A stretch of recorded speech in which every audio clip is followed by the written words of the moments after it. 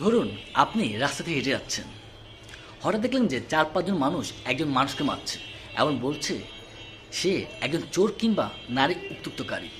আপনি করলেন কি, সাথে সাথে আপনার পকেট থেকে মোবাইলটি বের করে সেটি ভিডিও ধারণ করলেন এবং সাথে সাথেই তা আপনি আপনার সোশ্যাল মিডিয়াতে ছড়িয়ে দিলেন।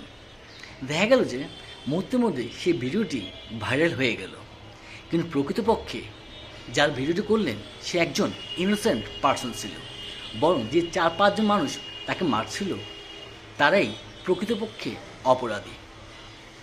কিন্তু আপনি তো কোনো কিছু যাচাই বাছাই না করেই সেই ভিডিওটি আপনি সোশ্যাল মিডিয়াতে ছেড়ে দিলেন। এর ফলে কী হলো কি, সে ব্যক্তির যত সামাজিক মর্যাদা ছিল তা হারিয়ে ফেলল। লোকজন তার দিকে কটু দৃষ্টিতে তাকিয়ে থাকে, কেউ তার সাথে কথা বলতে চায় না।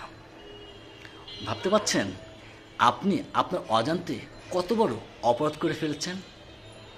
তাই যে কোনো কাজ করার আগে অবশ্যই সেটার পরিণতি তা ভেবে চিন্তে দেখবেন। যার ভিডিও করছেন সে প্রকৃতপক্ষে অপরাধী কিনা সেটা আগে জাস্টিফাই করবেন। ধন্যবাদ।